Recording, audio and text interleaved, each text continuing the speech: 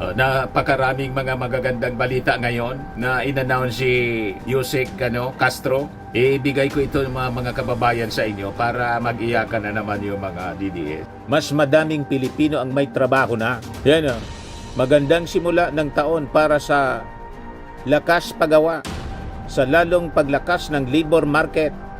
Siniguro ng pamahalaan ang patuloy na paglikha ng kalidad na trabaho. Good news ngayong Thursday. Yes. Inilabas ng Philippine Statistics Authority ang January 2025 Labor Force Survey kung saan mas maraming Pilipino ang mayroong trabaho. Ibig sabihin, umakyat sa 50.65 million ang bilang ng may trabaho nitong January 2025. Nagbabagang mga balita at pagtalakay sa mga isyu ng lipunan. Pulsa, opinyon, banat at paglalantad sa katotohanan. Pulsa, what you see is what you get. You decide. Napakaraming mga magagandang balita ngayon na in-announce si Yusek Castro. Ibigay ko ito mga kababayan sa inyo para mag-iyakan na naman yung mga DDS. Ayaw kasi nila makarinig ng good news mula sa ating gobyerno. Nasanay kasi sila sa bad news. Yung mga bad news at toxic news na galing sa amo nila. Kaya pag good news po, galit sila pag maganda yung balita. Yan yung ating Pangulong Bongbong Marcos, napakasipag talaga. President Ferdinand Marcos Jr. inspects the state-of-the-art rice processing system in Barangay Ipil, Ittiagi, Isabela. The facility, inaugurated in November 2024, is part of the Rice Competitiveness Enhancement Fund Mechanization Program with a total investment of 67.48 million pesos. Yan po. Di ba? Napakasipag ng ating Pangulo. Tapos dumiretso siya mga kababayan doon sa sa nag-collapse na bridge na ang sabi ng ating Pangulong Bongbong Marcos, defective yung design. Yan ang dahilan kung bakit nag-collapse. Poor design. Tapos ito ang maganda. Mas madaming Pilipino ang may trabaho na. Yan magandang simula ng taon para sa lakas paggawa, sa lalong paglakas ng labor market. Siniguro ng pamahalaan ang patuloy na paglikha ng kalidad na trabaho at paghanda sa ating workforce. Sa pamamagitan ng Create More Act, mas pinadaling proseso para sa negosyo. Enterprise-based education and test the training skills na tugma sa pangangailangan ng industriya. Trabaho para sa bayan, plan, isang roadmap para sa inklusibo at epektibong employment programs. Kaya dumami po yung trabaho. Tumaas siya from 61.1% noong January, 63.9% na ngayon. Or 50.65 milyong Filipino ang nagkinabang. Bumaba din yung unemployment rate. Dati 4.5%, naging 4.3%. Pati yung underemployment, bumaba rin ng 13.7%, naging 13.3% na lang. Di ba nakakaiyak ito mga kababayan? Masaya yung mga matitino na mga Filipino. Bagong Filipino para sa bagong Pilipinas. Pero mga luma ang pag-iisip, mga toxic Filipinos, hindi sila masaya mga kababayan. Kasi ang gusto nila, toxic government, yung Team Lagim. Ikaw talaga, di ba? Yan ang gusto nila, Team Lagim, Team China. Ayaw nila, mga kababayan, umunlad ang ating bansa. Ang gusto nila, province of China. Republic of the Philippines, province of China. Yan ang gusto nila para sa ating bansa. Payag kayo sa ganon mga kababayan. Kaya halinang pakinggan ang mga magagandang balita. Huwag nating ayaang lunurin ng mga toxic na mga balita. Ang ating bayan, dapat i-inspire natin ang ating mga kababayan. Lalo silang ganahan. Mga balita galing sa mga DDS vloggers po. Lahat stressful. Fake news kasi po. Hindi man totoo. Pinagabol mga kababayan ng Congress. Ngayon, nag-file ng libel case kay Congressman Barbers, tapos iyakan sila. You see? Nagdrama po sa press con. Ito ang pakinggan natin, yung mga magagandang announcement ng Palasyo Malacanang para magkinabang kayo. Good news ngayong Thursday. Yes. Inilabas ng Philippine Statistics Authority ang January 2025 Labor Force Survey kung saan mas maraming Pilipino ang mayroong trabaho. Ibig sabihin, umakyat sa 50.65 million ang bilang ng may trabaho nitong January 2025 mula sa 48.06 million noong January 2024. Pero ano nga ba ang ginagawa ng gobyerno? Una, mas pinalakas ang skills training sa TESDA para mas handa ang manggagawa sa high-growth industries. Sunod, dahil sa Create More Act, mas maraming negosyante ang namumuhunan sa Pilipinas para mag-generate ng mas maraming trabaho. At maraming oportunidad sa IT PBM sector sa pamamagitan ng reskilling at upscaling para sa or makasabay sa bagong teknolohiya. Dahil dito, mas maraming oportunidad sa trabaho at mas mataas na kalidad ng hanap buhay ang maibibigay sa mga Pilipino. Mas marami rin ang negosyanteng mag-i-invest na makakatulong para mapalakas ang ating ekonomiya. At may mas maayos na programa patungkol sa employment generation para sa mas maraming Pilipino. May magandang balita pa rin tayong kaugnay sa higher education sa bansa. Pinirmahan na ng ating mahal na Pangulo ang Republic Act No. 12124 o ang Tertiary Education Equivalency and Accreditation Program Act or ang tinatawag nating ETAP Act noong Lunes.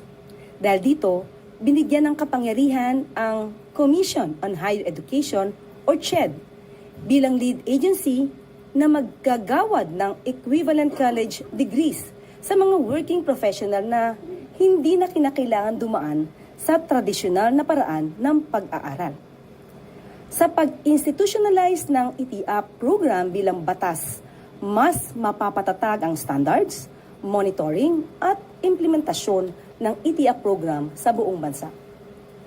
At isa pang magandang balita, noong March 4, ipiniresenta sa Pangulo ang EDCOM 2 Year 2 Report. Kabilang sa mga natukoy na hamon sa early childhood development and learning ay ang limitadong access sa Early Childhood Care Development Centers. Nabanggit dito na may 229 low-income class na mga local government units ang nananatiling walang Child Development Center. Dagdag pa rito, nabanggit din na kakailanganin ng 700 milyong funding requirement para suportahan ang pagpapatayo ng CDC sa mga nasabing low-income LGU. Upang mapabilis na matugunan ang pangangailangan para sa Child Development Centers ng 229 identified low-income LGUs, inutusan ni Pangulong Bongbong Marcos ang Department of Budget and Management o DBM na maglaan ng pondo para dito. Alinsunod sa direktiba ng Pangulo, inaprubahan ng DBM ang paglalaan ng 700 milyong peso allocation mula sa fiscal year 2025 Local Government Support Fund upang mabigyan ang 229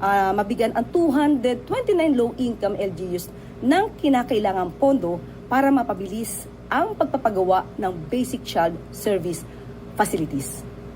Nakipag-ugnayan po ang DBM sa Department of Education, Department of Interior and Local Government, at Department of Health para matiyak na maipapatupad ang direktiba ng Pangulo. Ngayon po ay handa na po tayo tumugon sa inyong mga katanungan. First question, Alvin Baltazar, Radyo Pilipinas. Undersecretary, magandang umaga po. Good morning. Sa napag-uusapan natin yung tungkol sa labor, nabanggit yung kanina may mga investors pa na pwedeng pumasok. Meron po tayong figures kung ilan yung mga paparating pang mga investment na darating sa bansa. Ibibigay ko po sa inyo yan kapag ka po nasa akin na po ang papel at hihingin ko po kaagad-agad para po maibigay natin kung ang mga figures na itong ating kinakailangan maipakita tungkol sa mga investors na pumasok at papasok. Yung sa kahapon, nagpresenta yung Clark Development Corporation. Nag-announce sila ng more than 2,000 job openings. Yes po. Kung di ako nagkakamali, noong November 2024, yung unemployment rate natin ay nasa 3.6%. Dahil sa mga job openings na yon at paparating pang mga investment, we expect na mas bababa pa yung unemployment rate sa Pilipinas. Yes po, katulad po na ating binanggit ngayon, tumaas po siya. Ang employment rate po natin ay tumaas kumpara po sa nakaraang taon. So, syempre po, kasama na rin po yung mga seasonal workers po dyan. Pero, yun nga po ang good news natin, tumataas po ang ating employment rate. Ano kayo ngayon, mga DDS vloggers? Iyakan kayo ngayon kasi good news. Ngayon, dito po sa press briefing, may naitanong tungkol sa sa crime rate. Binakbaka naman po ni Yossi Castro si Baste dahil may statement si Baste tungkol sa crime rate sa ating bansa. I mean, yung leniency daw sa pagtrato ng Marcos administration sa mga kriminal. Kasi, di ba, noong panahon ng kanyang tatay, EJK. Naitanong po, binakbaka naman po ni Yossi Castro. Pakinggan po natin yung pagtatanong. May binanggit po si Mayor Baste Duterte na parang lenient daw po ang Marcos administration towards criminal, kaya parang hindi raw po natatakot ngayon yung mga criminals na gumawa ng mga criminal activity. And binanggit niya rin na parang encouraging daw po na nakikita ng mga criminal na hindi stricto yung presidente pagdating sa peace and order. Reaction po ng Palace. Ang tanong natin, saan niya ba nakuha ang mga data, yung mga facts na binabanggit niya, na lenient ang bagong pamahalaan o ang kasalukuyang administrasyon patungkol sa paggawa ng krimen? Sinabi na po natin ito. Panahon po ni dating Pangulong Duterte, mas mataas po ang crime rate kung ikukumpara po sa panahon ng kasalukuyang administrasyon. Yan po ay base sa statistics. Siguro po, bago po magbintang at magparatang, si Mayor Baste patungkol sa di umanong leniency ng Pangulo, ng kasalukuyang administrasyon patungkol sa pagsasagawa ng krimen, tignan niya po muna at araling mabuti, makipag-usap sa mga abogado para malaman kung ano ang totoong records. Mas mataas po ang crime rate sa panahon ng kanyang ama. Basag na naman po. Yan po. PNP, sabi ng PNP, more crimes during Duterte administration. Contrary to former President Rodrigo Duterte's claim that crimes in the Marcos administrations are on the rise, the Philippine National Police said it was during his term that lawlessness was rampant. Sabi ni Justice Secretary Crispin Remulla. Yan ang data po. Citing its latest data, the PNP said index crimes from July 2022 to July 2024, bumabaan niya to 83,059 from 217,000 during the same period in the first 2 years ng Duterte administration, noong 2016 to 2018. A decrease of 61.87%. Kaya tama yung sinabi po ni Yusek Castro, Claire Castro. Mahilig po sila sa fake news kasi. Si Digong kasi, sabi ni ES Lucas Bersamin, one-man factory ng fake news. Yan yung tatay. Yung anak, ganun din. Sinong palpal ngayon si Baste ni Yusek Castro? Like father, like son. Ganon din si Sara. Walang katotohanan po yung mga pinapakalat nila na mga balita dyan sa social media. Kaya nga nilalabanan po ni Yossi Castro, ni Secretary J. Ruiz, ang pagpapakalat nila ng mga chismis. Walang base. Kaya ang challenge ni Yussi Castro, ipakita mo niya yung data. Saan mo niya nakuha yan? Ano ba? Lahat sila propaganda po. Tapos yung mga fake news peddlers nila, pinatawag ng Congress. Nagtakbuhan sa ano? Nagtakbuhan sa Supreme Court. Tapos ngayon, nag-file ng libel case laban kay Ace Barbers. Nagpapresko, nang iyak-iyak. Di na daw sila kasi makatulog. Tatanungin lang ng Kongreso, hindi na kayo makatulog, inimbita man lang kayo. Kailangan, ayaw kayo nga pumunta doon kasi hindi kasi ninyo kaya na ipaliwanag yung mga pinapakalat ninyong kwento. Kaya, imbes kayo na pumunta, takbuhan kayo sa Supreme Court. May subpena na ngayon. Ito Yan naman kasi, po, Firmax Firming and Lifting Cream, pinapahid po sa mga pulses in affected area. Mainam po sa paninigas ng mga kasukasuan. Ito naman po, Automax Radiant Serum. Sa mukha naman yung application, anti-aging po siya. You will look 10 years younger than your age. Sa mga cancer patients naman po, baka lang gusto ninyo itong itry. Naing siya red mixed fruit drink. Hindi mo po siya gamot, food supplement siya. Kaya lang, gawa siya mga kababayan sa goji berry. Yung goji berry may anti-cancer properties. O ngayon, yung mga inquiries ninyo, dumiritso na lang kayo sa aming messenger sa Facebook para masagot namin agad. Ayos pa?